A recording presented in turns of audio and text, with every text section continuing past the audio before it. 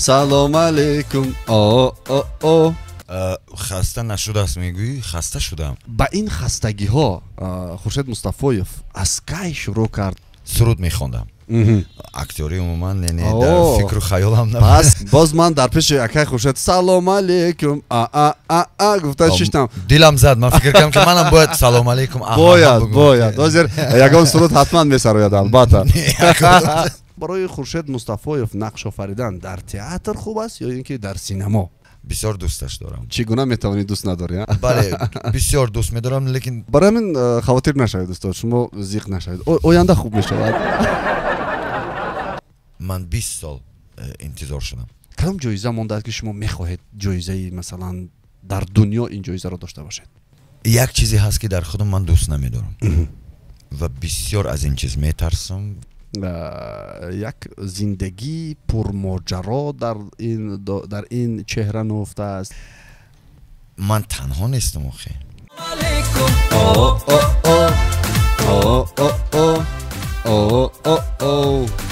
سلام علیکم.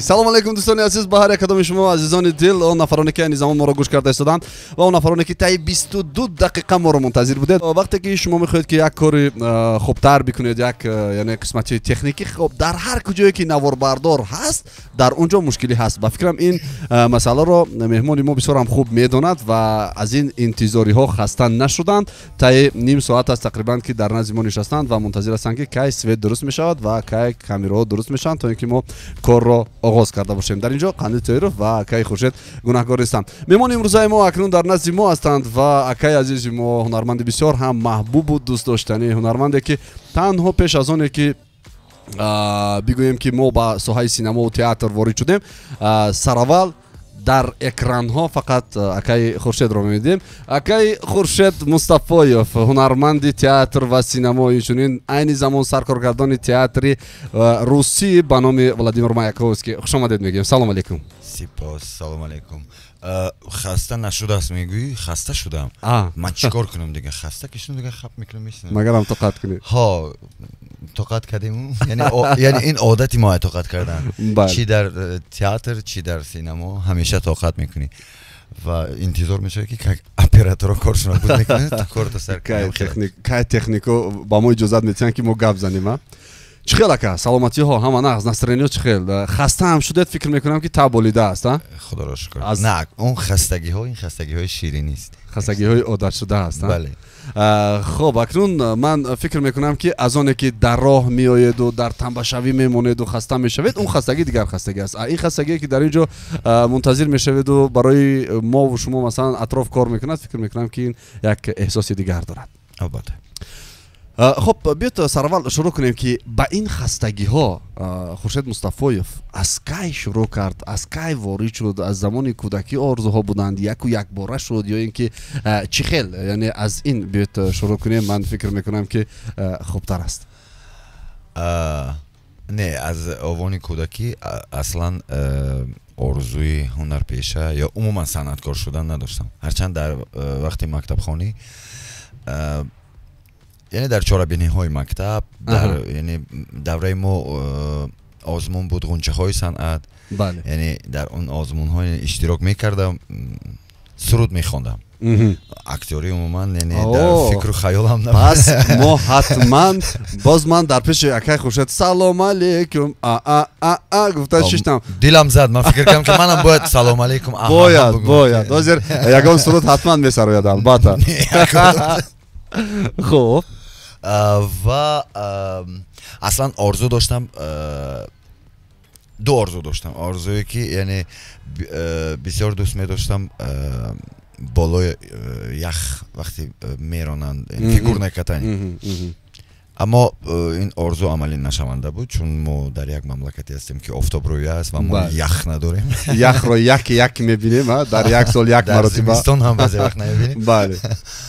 و آرزوی دیگه من بسیار دوست دارم هواپیما رو و هوانورد شدن رو بسیار آرزو داشتم، اما این آرزو هم یعنی عملی نشونده بود چون درمان نبود مکتبی هوانوردی و آن مکتبی که چقدر که یاد دارم از همه نزدیکش در قزاقستان بود. بله. و شرایط نبود برای اون طرف رفتن و بعد وقتی که فهمیدیم اونجا بعد از صنف 6 باید یعنی مکتب مخصوصی هواپیمایی باید میخوندیم. خب این شرایط ما نداشتیم و اینم نشد. و بعد از ختم مکتب ما به دوشنبه اومدیم هم با مادرم و اصلا میخواستم یعنی ساحه ژورنالیستی یعنی روزنامه‌نگاری. خب اینم یعنی دست نداد و اصلا این چیزی که یعنی حاضر من هنرپیشه‌ام یعنی این خواهش نه یعنی پیشنهاد مادرم بود. یعنی مادرم گفت که بیا چیز خورشید میریم دانشگاه صنعت و دانشگاه صنعت رفتم و من میخواستم با فاکولته حافظی یعنی داخل شدم موزیکا پینی. حالا روزنامه‌نگاری هم باز نه؟ نه روزنامه‌نگاری که نشد. یعنی بودم پرابلم هایی که نمیتونستم یعنی با آن دانشگاه داخل شدم و بعد از که فهمیدیم که نمیشود و مادرم در اون زمان دانشکده صنعت روزنامه‌نگاری نداشت؟ نه نبود. وقتی که من علاقه میخوندم بعد یعنی روزنامه‌نگاری هم یعنی فاکولته روزنامه‌نگاری باز کردن و ما رفتیم همراه مادرم گفتیم خب میریم چون مادرم گفت تو حافظی هم میکنی برای همینم بیا رویم صنعت. وقتی ما وارد شدیم در همون تالاری که یعنی کرسی ها موندگی بودن یعنی هر یک فاکولته یعنی شخصای خودش داشتن و انتظاری داوطلبا بودن. یادم هست وارد شدم با آن یعنی همون زال رو برای همون وارد شوی میزی اکتوری بود و اونجا فروخی قاسم نشسته. فروخی قاسم و قربان صابر آنها بودن و یادم هست مادرم گفت خورشید ببین پسری مشرف قاسم رو بنشست و من سویشون نگاه کردم. همین نگاه کردم و فروخ قاسموف دعوت کرد یعنی اشاره کرد با دستش و من رفتم نزدشون گفت بیا رویم یعنی بفکرم توی مویا گفت سوداست. رفتم فروخ قاسموف پرسان شدن گفتن کجا میخوای با کجا آمدی؟ من گفتم یعنی حافظی. گفتم میخوای اکتوری یعنی در اکتوری تو میتونی همه اینا پیوست کنی یعنی هم حافظی داره هم رقص و هم اکتوری یعنی تمامی هنرهای صنعت یعنی به هم یعنی پیوست میکنن. یعنی برایم فرق نداشت که کجا اما فرق یعنی مهم بود که من داخل شوم. یعنی بسیار میخواستم که من داخل شوم و یعنی خواندن دوام دیم و من راضی شدم حجت های سپردیم و همین خیلی من امروز من خدا را شد یعنی هر کاری شد من فکر میکنم این تقدیر بود. یعنی من چند آرزو داشتم کجاهای نرفتم اما یعنی تقدیر هنرپیشه‌ای بود است. من فکر میکنم که این تقدیر همون تقدیری بود که با اون آرزوهای کودکی شما رو پیوست کرد و با واسطه این تقدیر شما توانستید که دیگر آرزوها هم عملی شونده باشن. چون هنرمند شخصیتی هست که در دل خواه آرزوهایی که تو در کودکی داری با اون آرزوهایت اگر تلاش کنی میرسی و حداقل نقش آفرینی میکنی و خودت رو احساس میکنی در اون دنیا. یعنی در نقش ها یعنی همون آرزوهایی که تو داشتی یعنی قسمان یعنی یک قسمتی همون آرزوهایت هم یعنی عملی میشوند نقشهایت عملی میشوند و اینم من فکر میکنم خیلی خوب است. البته چون بسیار مثلا شخصا وقتی که من به تئاتر اهارون وارد میشوم وقتی که عکس استاد رو میبینم ما فقط عکسش رو دیدیم و از مکتبش کمی هم باشد آشنا شدیم. چندین سوالی هست که فقط با چشمان استاد فاروق قاسم نگاه میکنم میگم کجایی که من این سوال‌ها رو بتونم نیست دیگر و خدا رو شکر که این تقدیر به شما پیوست بود و این شخصیت سبب شد که شما با این یعنی دنیای تئاتر دنیای سینما وارد شدید. و بیت گزارش میکنیم اکنون وقتی که درباره سینما و درباره تئاتر صحبت کردیم در قسمت هنرمند یعنی هست بسیاری ها ما همین گونه است در دنیای تئاتر که میگن تئاتر از سینما جدا است. یعنی هنرمند تئاتر هنرمند سینما اینا به قول دیگر بازی هایشان فرق کننده است. یعنی حالت های تئاتری دیگر چیز رو طلب میکنند و طلبات سینما دیگر چیز رو طلب میکنند. آیا برای خورشید مصطفایف نقش آفریدن در تئاتر خوب است یا اینکه در سینما؟ کدامش مثلا برای شما بسیارتر جالبیت دارد بسیارتر به شما نزدیکتر است؟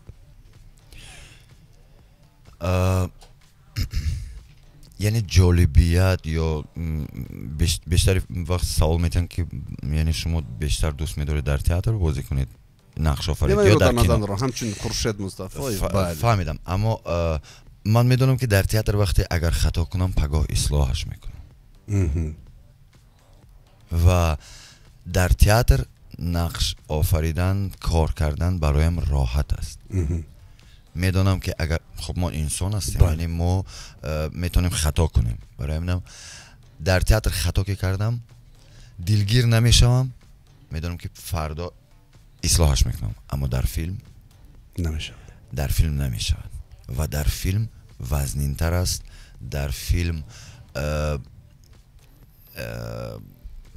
مسئولیت وزنین تر است و بزرگتر است چون اگر خطا کردی اگر کجایش به خطاگی راه دادی یعنی به مثل چخیلی که روسا میگن полное включение اگر نکردی در فیلم کامera ثبت کرد و دیگر قفار گشتن снято شد تمام снято که شد بعدی که اگر فیلم برام تو دیدی گفتی من میتونستم بهتر کنم اما گذشت وقت و این یعنی از این لحاظ در فیلم برایم دشوارتر است برایم در فیلم دشوار است چون یعنی هر لحظه میترسم که مبادا خطا نکنم مبادا نادرست نکرده باشم و مبادا من کجایی را فراموش نکنم که بعد پگاه سرما میقپم و وایداد میکنم اصلا من یعنی خودم بسیار چیم اگر خطاگی ما ببینم تا اصلاح نکنم یعنی آرام نمیشه و در فیلم اگر که دیدم یگان خطاگی ما و یک عمر من بالای اون خطاگی فکر میکنم و من آدمی نیستم که بگم خوب خطا شد مایلش گذشت رفتم یعنی همیشه در فکرش هستم و برای من از نقش آفری در فیلم بسیار میترسم در تئاتر راحت یعنی راحتی شما زیادتر در تئاتر دیده میشه برای خودتون راحت‌تر تئاتر است البته سینما واقعا مشکل است و تئاتر لیکن فکر میکنم که بازم مشکل تر از سینما است اما این از خودی هر یک اکتور و از هر یک هنرمند وابستگی دارد که مثلا کجا برای خودش راحت است بسیار مثلا میگن سینما برای هم راحت‌تر است چون که فلان و فلان فلان یعنی فکت‌های خودشون را دارن اما واقعا برای اون نفرانی که همچون بازیگری میخواهند شنونده های رادیو نه شاید مثلا بسیاریشان زمان گوش کرده استادند و میخواهند که در آینده بازیگر باشند در آینده میخواهند که در ساحه سینما و تئاتر کار و فعالیت کنند برای اونها چی توصیه دارید شما؟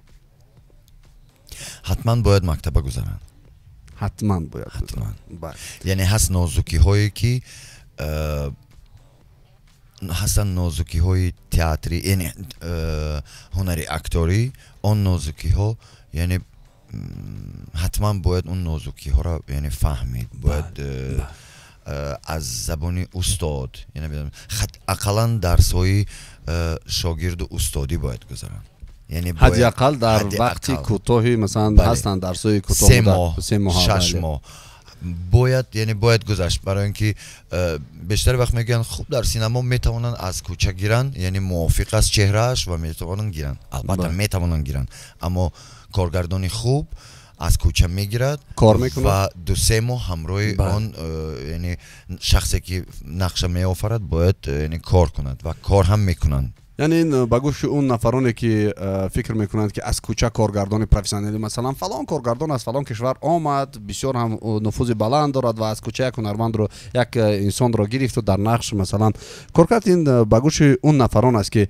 یعنی میشود که میگویند چرا ما نتونیم این معنی اون رو ندارد که یعنی اونها از کوچه گرفتند و از تجربه خودشان استاد خورشید مصطفی میگویند که مینیموم با قول دیگر به حساب مینیمالی آنها 2-3 ماه کار میکنند بالای اون نقش و اون نفری که از کوچه آمده است درست تربیت میکنند بر نقش آماده میکنند حالا این گپ سر یک نقش است نه البته با نقش آماده میکنند و بعداً بالای نوار برداری شروع میکنند به همون خاطر این اون اندیشه که شما دارید که از کوچه میگیریم تمام رفتیم کامera رو گیران کنید ما بازی کنیم واقعا هم این اونقدر کار خوب نیست خب بیایید ما نکنون یک چیز دیگر رو از شما پرسان شوم که تا جایی که ما میدونیم تا جایی که تمامی شنونده های رادیوی نو میدونند و تا جایی که تمامی عموما مردمی تاجیکستان از این آگاه هستند خورشید مصطفیف هم کارگردانی میکنند در تئاتر و هم هنرمندی میکنند یعنی در بسیاری نمایشنامه‌هایی هستند که همچون کارگردان و خدا رو شکر که موفق هم شدید، بسیار جایزه ها رو هم گرفتید. درباره جایزه ها بعدتر حتما صحبت خواهیم کرد.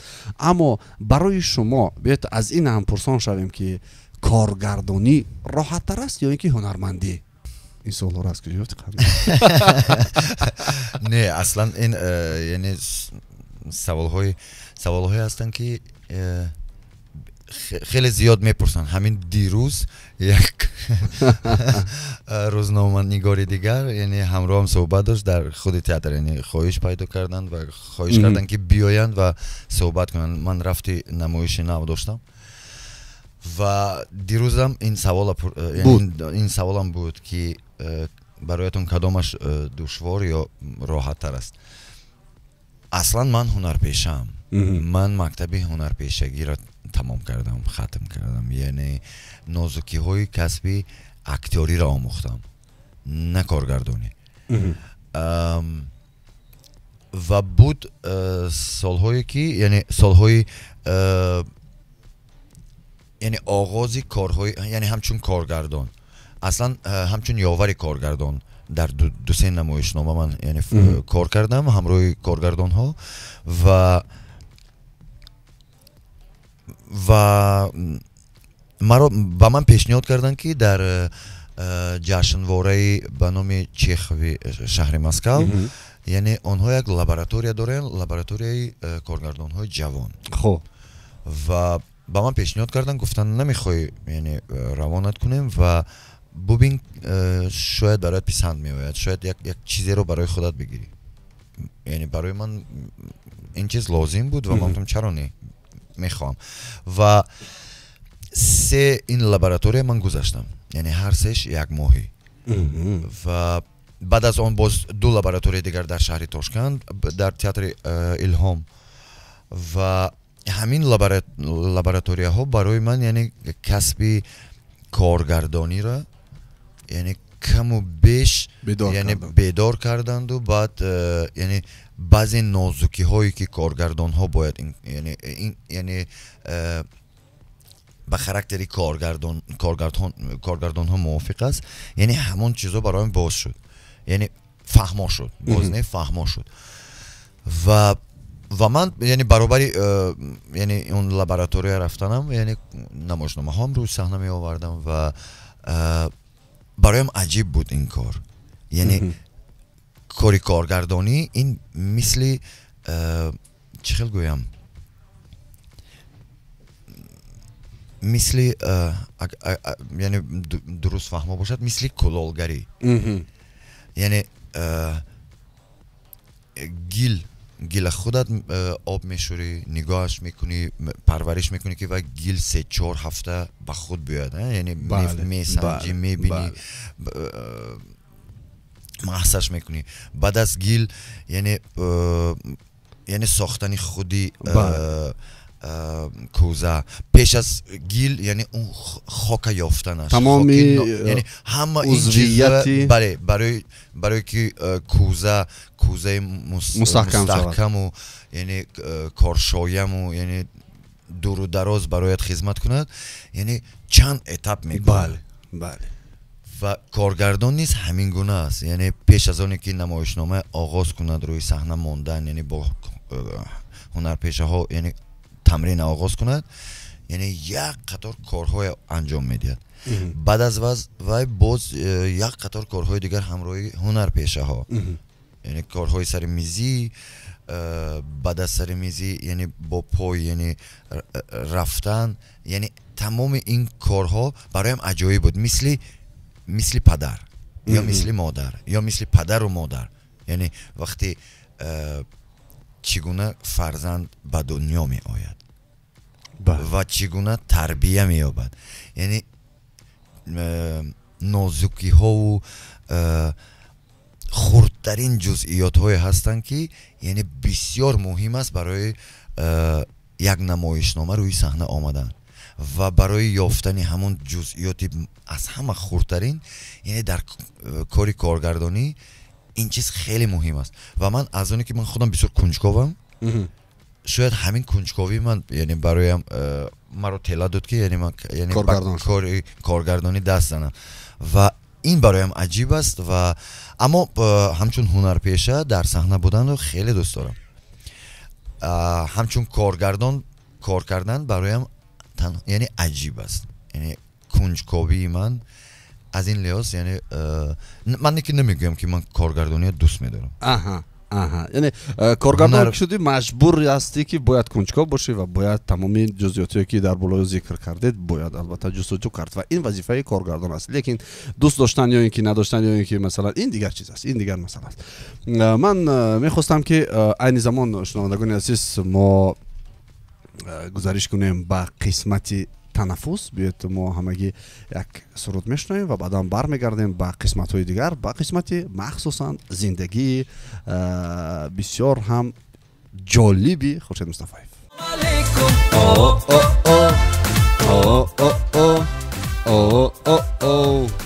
باز برمیگردیم با ادامه تالک شو. سلام علیکم، مخصوصا قسمت صحبت با مهمان که این زمان خاطر رسان میکنیم که مهمانی امروزه ما خورشید مصطفی هنرمند بسیار هم دوست داشتنی ما و شما.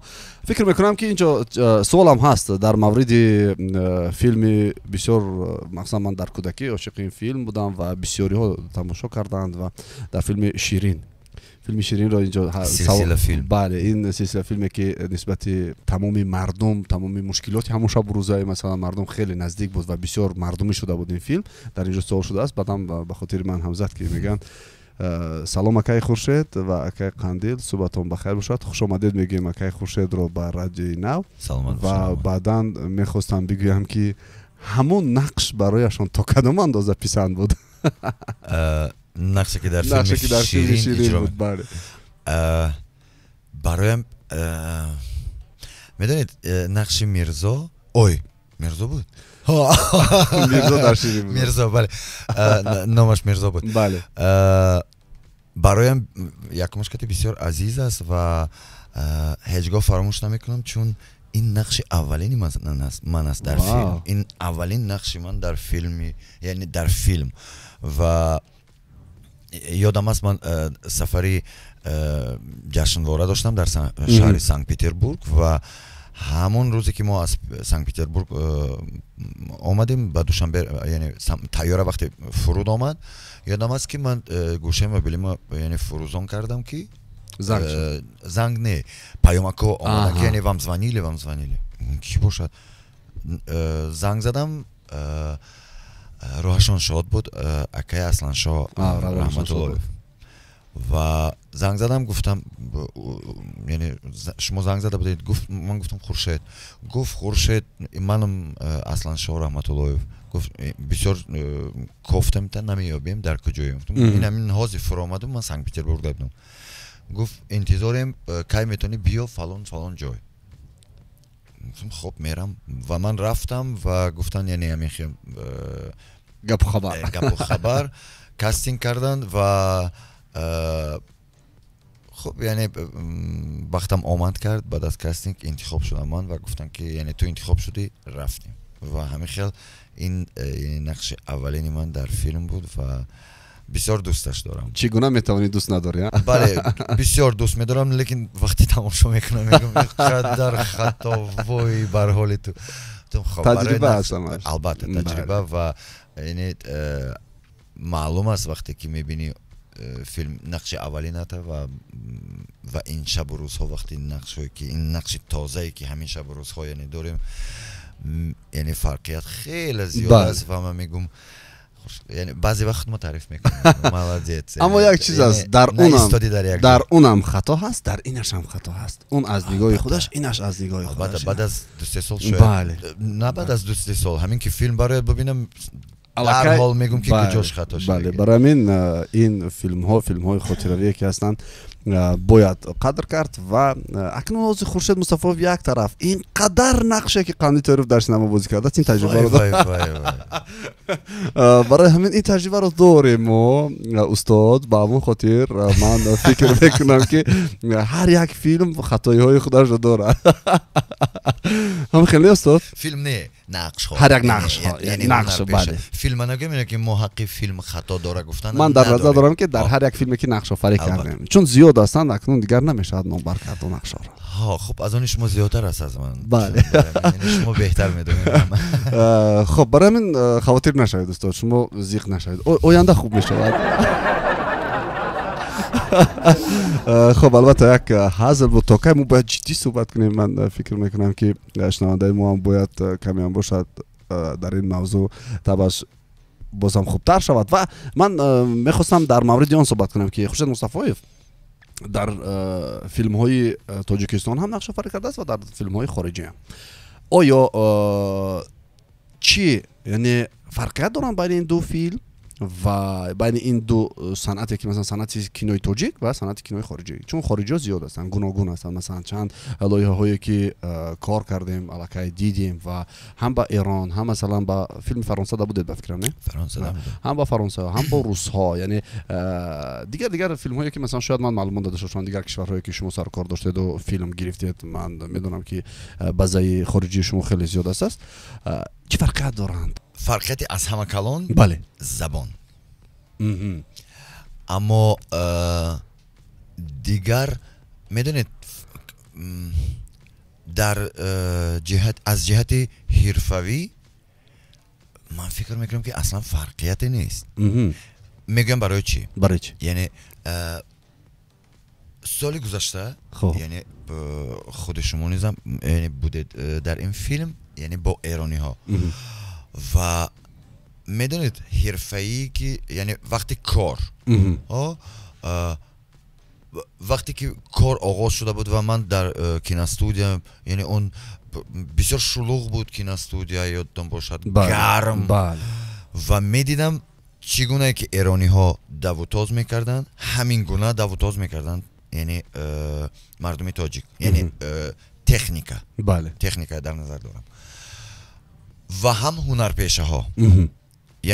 یعنی من عموما شک نداشتم از هنرپیشه های تاجیک. وقتی که من شنیدم گفتن که از ایران نیست هنرپیشه ها آمدن و وقتی نگاه میکردم چی هنرپیشه تاجیک و چی هنرپیشه ایرانی یعنی اصلا فرقیت نداشتن و میدیدم که هر دو حرفه‌ای کار میکنن. یعنی هنرپیشه تاجیک از ایران هیچ کمی نداشت و من یعنی من شک هم نداشتم. خدا را شکر.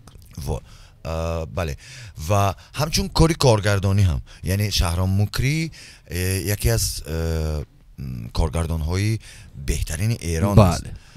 و پیش از شهرام یعنی پیش از ثبت فیلم ایرانی من ثبت فیلم تاجیک و انجام رسانیدم و آمدم. یعنی در فیلم موحیدین مظفر ماهی در 60 ما ثبتش تمام کردیم و من همگی 2 هفته به فکرم تنفس داشتم و بعد قندیل آوردم مجبور بیا من نمیتونم من مونده من خب دیگه اکن اگنت است باید دیگه. خیلی خوب کردی این کارا چون من مونده گفتنهای من رو گوش نکردی و من امروز خوشبختم که من یعنی در این فیلم نقش آفریدم چون این شب و روزهای نشونیدیم که با جشنواره میرن فیلم مبارک باشد. بله و کاری کارگردانی یعنی از موحیدین میگم یعنی کاری کارگردانی موحیدین و کاری کارگردانی شهرام مکری یعنی هر دو اینقدر حرفه‌ای بودن. یعنی من فرق بین کارگردانی ایرانی و تاجیک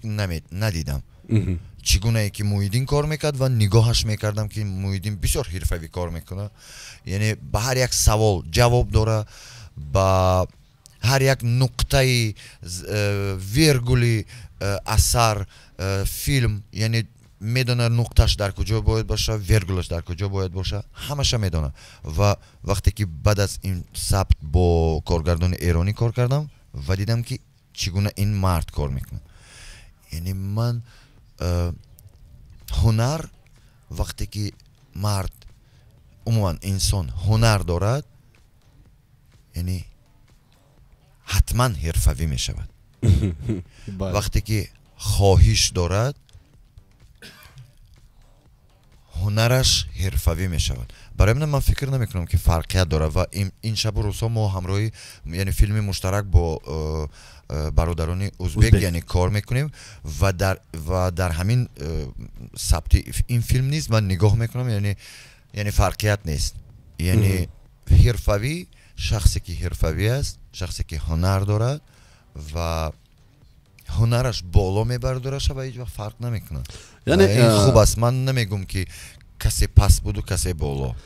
از این برمیاد که از تجربه‌های خارجی که خورشید مصطفایف دیدند شنوندگان عزیز و مخصوصا اون نفرانی که این زمان ما را گوش کرده ایستادند، من چه خلاصه میکنم؟ خلاصه میکنم که تنها و تنها به سینمای تاجیک یک چیز نمیرسد، نرسیدن مبلغ، دستگیری کردن، سرپرستان، هر کجایی که مثلا سرپرستان هستند. واقعا هم این مشکلات در سینمای تاجیک هست و نابسته از آنه که به نهایت بودجه کم دارد سینمای تاجیک، هنرمندان حرفه‌ای و کارمندان تکنیکی دلخواه ساحه هایی که در ربط دارد به سینما اونها کار و فعالیت میکنن، خودشون را قربان میکنن و با یک مبلغ ناچیز میخواهند یک چیزی خوب و در سطح بین المللی گرفته باشند. برای همین بیاید یک جویا دستگیری میکنیم، یک جویا بیاید ما کار میکنیم که سینمای تاجیک رشد کنه، چون یکی از ساحه هایی که بگیم که سیر درآمدترین ساحه به حساب میاد این ساحه کینو است در دنیا، اما در تاجیکستان کسی به این توجه نمیکند. همه چیز هست. پس از تجربه خورشید مصطفایف میگوید که همه متخصصان تاجیک هستند، همه بچهای جوان فعالیت خوب میکنند، کار میکنند، اما دستگیری نمیرسد تا اینکه سینما میدانش پر از سینمای تاجیک شود، نه اینکه خارجی ها اومدن ما رو پخش کنند. هنر هست، مهم از همه مهم هنر هست.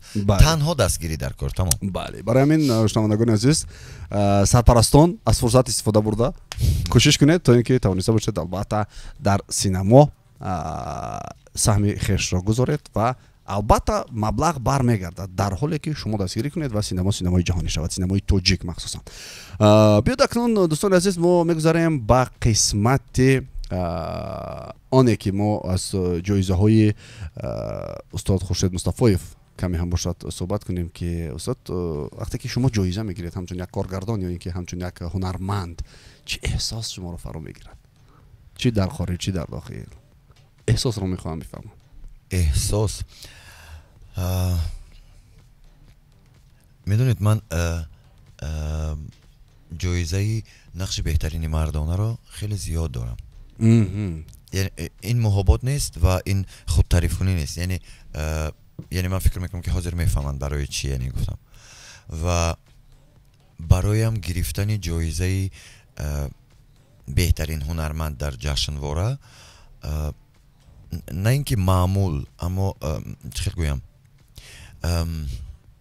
یعنی این جایزه گرفتم و میخواستم دیگرش بگیرم و بسیار انتظار بودم جایزه، یعنی شاه جایزه را، یعنی همچون هنرپیشه، همچون کارگردان بسیار انتظار بودم و اگر خطا نکنم قریب 20 سال از آن روزی که من در نمایشنامه دجال فروخ قاسم سال 2001 در پرستو اشتراک کرده بودم. از سال 2001 یعنی اولین پرستوی من 2001 بله، با نمایشنامه دجال فروخ قاسم و از همان نمایشنامه بسیار انتظار بودیم که شاه جایزه مال همین نمایشنامه است، اما یعنی دست نداد و همین خیلی رفت 20 سال من 20 سال انتظار شدم و در 21مین سال یعنی نمایشنامه خودی من شاه جایزه گرفت، یعنی نمایشنامه مستر و مارگاریتا تئاتر ولادیمیر مایکوفسکی و هم اشک شادی هم منتداری با تمامی آن چه گویم زحمت ها طاقت ها انتظاری ها، یعنی اینقدر کیفیت داشت گرفتن این جایزه و یادم هست وقتی دستم گرفتم و اینقدر میترسیدم که نغلطانم شد. من خوب در خاطر دارم دست و پا خورده شده بودم. یادم هست که اون نفری که به من جایزه سپرده بود من پایش رو زیر کردم با خاطر من 20 سال ایران منتظر بودم. یعنی از آمدنم، یعنی اینقدر که آمدم و من گفتم میگیرم شد و یادم از یعنی فشردم پایشان رو و عاقبت وقتی جایزه در دستم بود اینقدر میترسیدم که نغلطانم، یعنی پولنی کنترل داشتم. من میدونستم که یعنی من در هیجان بودم و من میترسیدم که میافتونم و من خواهش کرده بودم که التماس سخن نتین، یعنی بگن که یعنی بگیرو برا نمونین که من یگان چیز بگم که من میترسم یکم مشکلی گفتن نمیتونم یگان چیز برای اینکه احساس خیلی بلند بود. یعنی اون 21 سال انتظاری و عاقبت از آن تو شد. این خیلی چخیل گویم باری به دست گرفتن شاه جایزه خیلی دشوار است و به شوخی بسیار ترس داشتم و با سری بلند صحنه برو آرامک بگیرم با برابره یکان کار نشوی که و زنده باشه رحمت.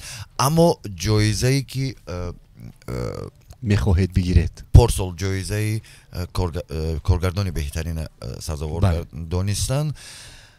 میدونید یعنی برای چی گفتم که نقش بهترین مردانه سزاوار شدم خیلی زیاد برای اینکه خواهش داشتم و هر یک نقشی که اجرا میکردم در جشنواره و خواهش داشتم که میگفتم باید همین جایزه باید مال من شود، همین جایزه من باید امسالم بگیرم و میگرفتم. یک پرستویی که جایزه نقش بهترین مردانه یعنی باز من سزاوار شدم.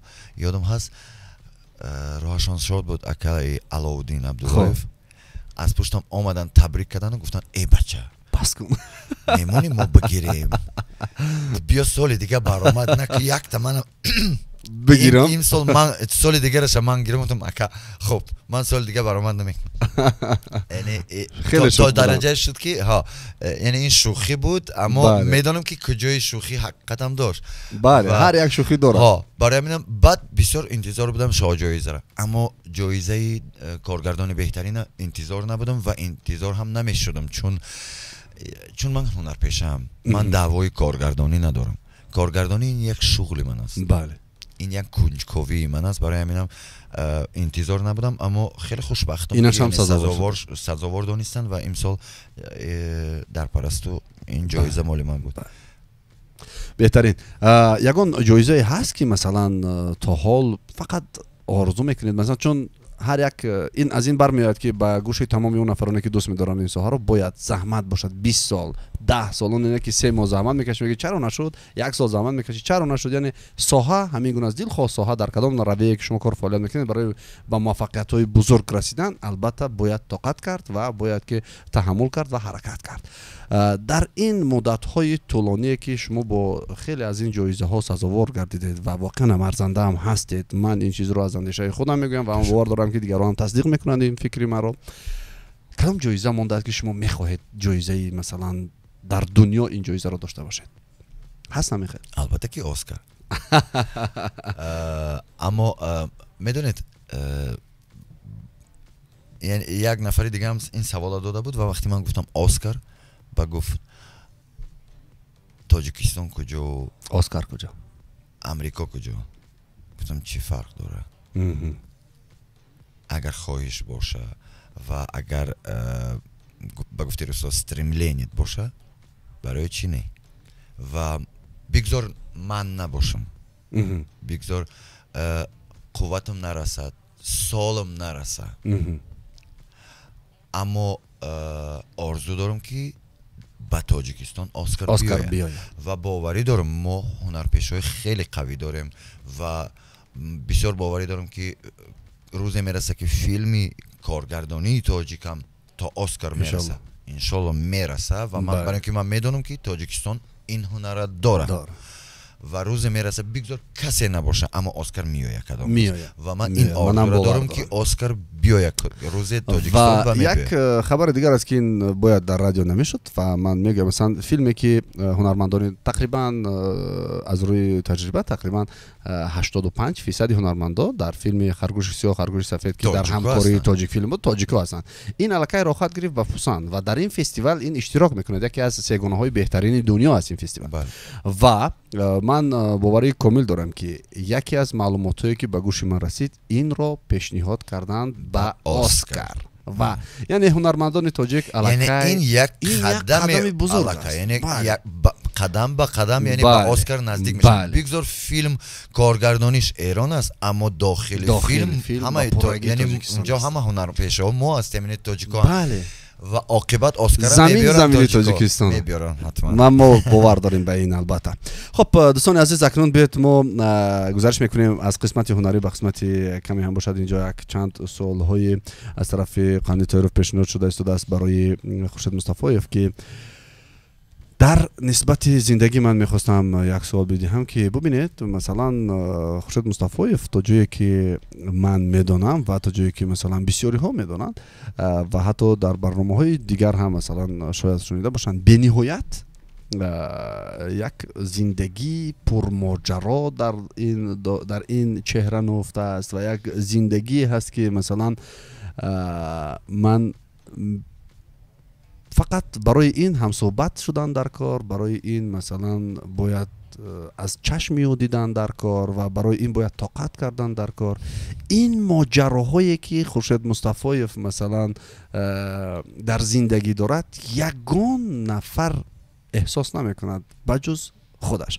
و من فکر میکنم که بیاید چند جمله از لحظه های سخت‌ترینی که از زندگی خورشید مصطفی‌یف بگوییم که یعنی تا این حد رسیدن، چون چهره در اکران دیگر است. چهره این مشکلاتی همون شب و روزایی که شما در اکران دارید و در سیناریا نوشته شده است، یعنی از روی سیناریا شما زندگی میکنید، اما زندگی سیناریا خودش رو دارد، زندگی مثلا پستی و بلندی های خودش رو دارد.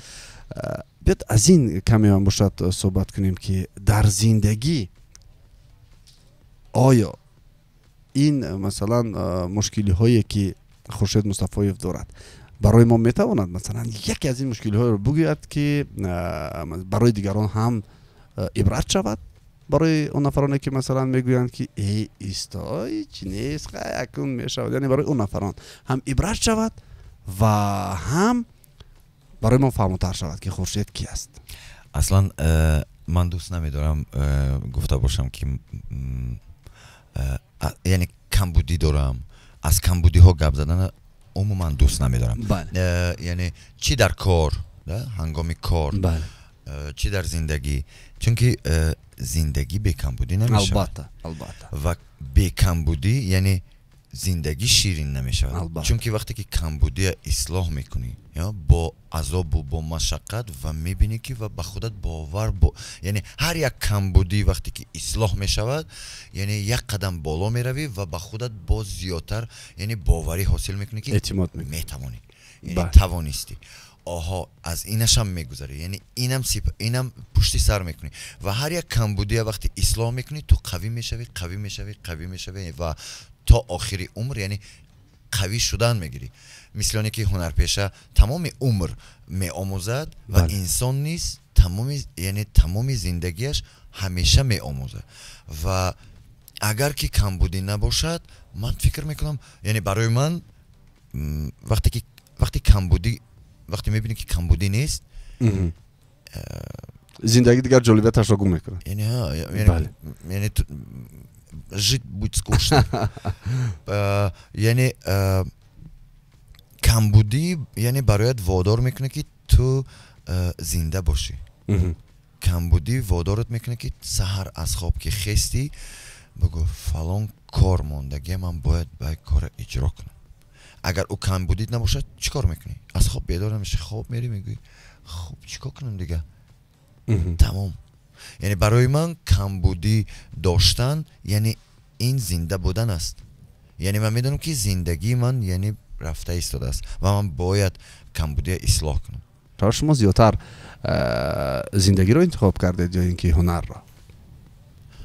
هنر را. چرا؟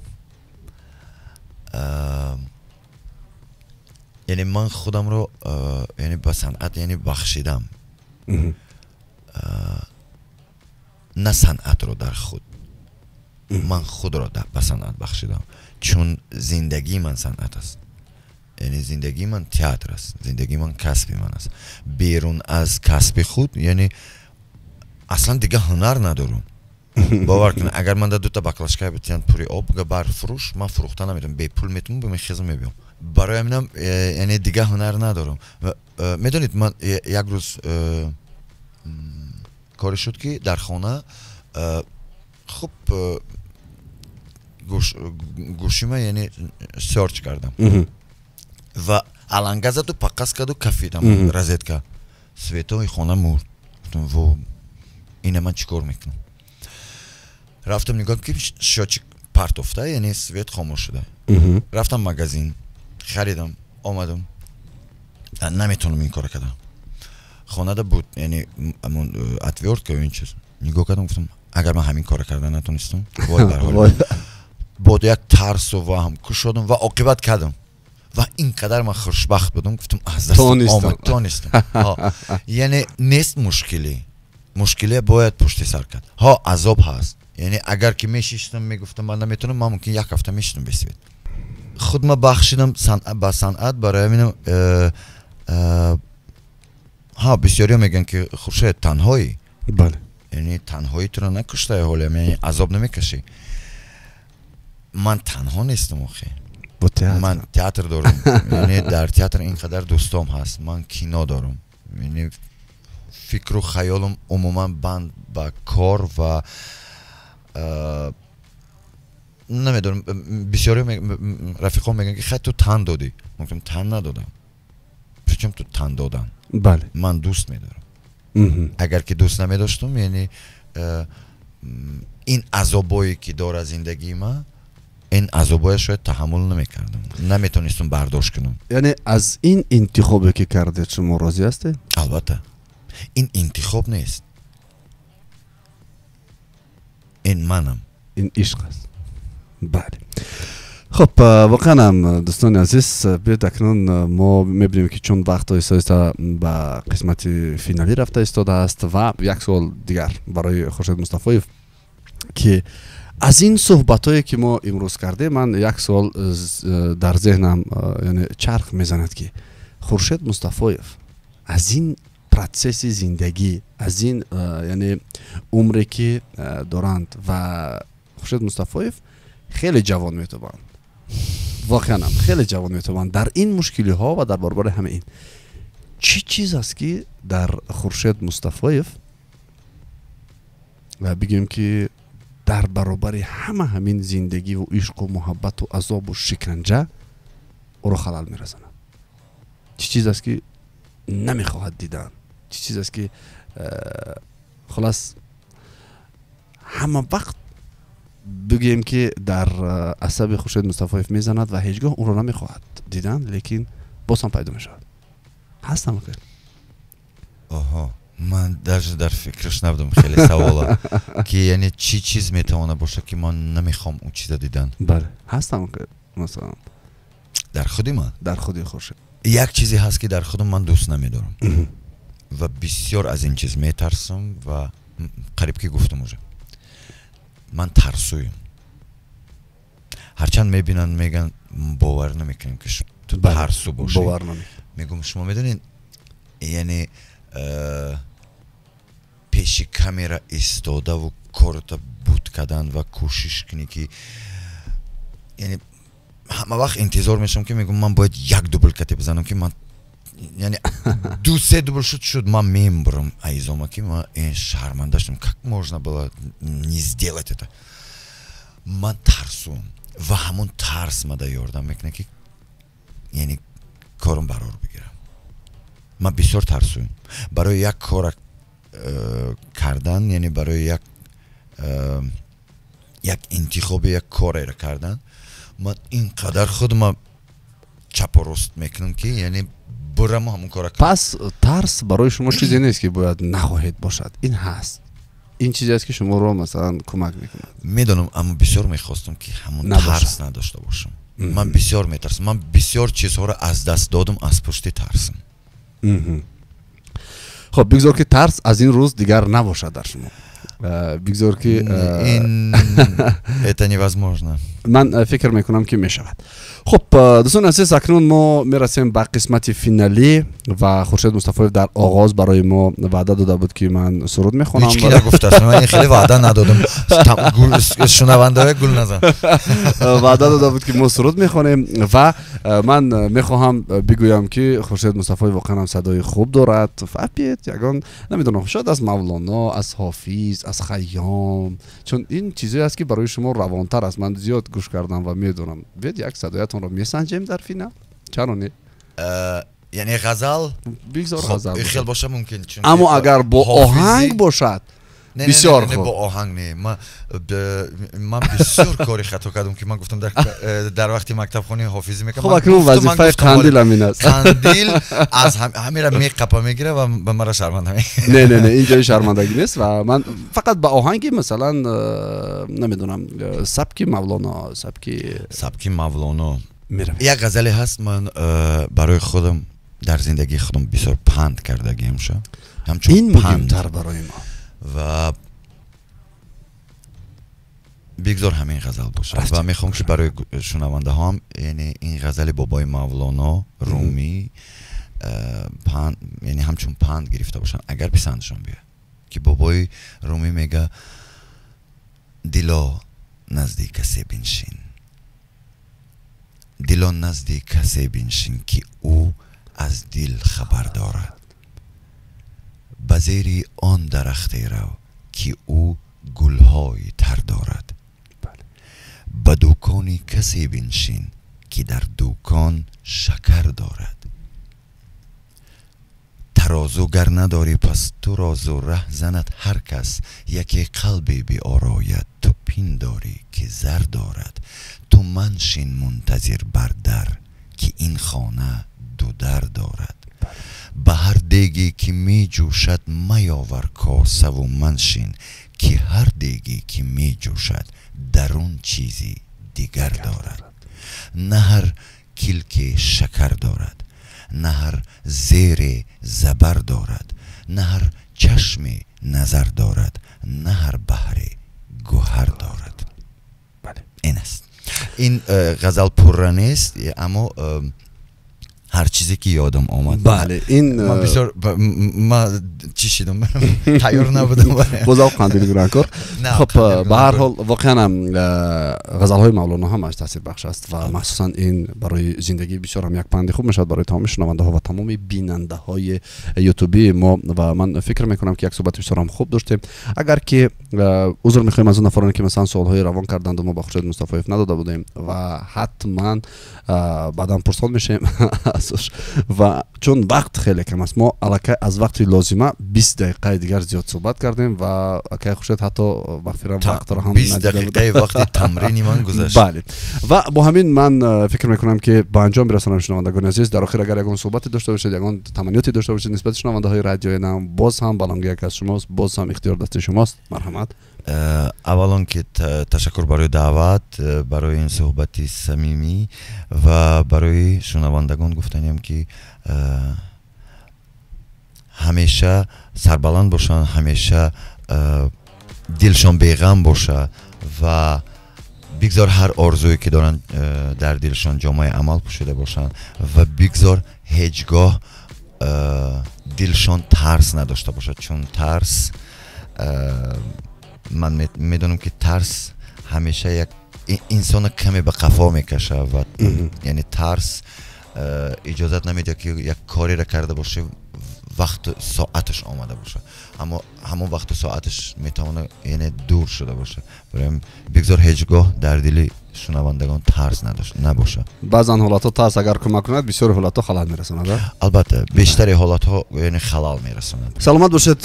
با شما تشکر میکنیم که وقتی بسیار هم قیمتی خود را حتی در یعنی تمرین رو یک طرف ماندید و دعوت ما رو قبول کردید اومدید به خاطر شنونده های رادیو نو و سلامت باشید. تشکر میکنیم، خوش آمدید میگیم شما رو به رادیو نو و امیدوار هستم که این وخوری آخری ما نخواهد بود و حتما در هر یک موفقیتی که خورشید مصطفی میشد باز هم دعوت میشود به رادیو نو. اکنون نو رو پیدا کردیم و حتما که با صحبت‌های زیاد رو ما خواهیم کرد.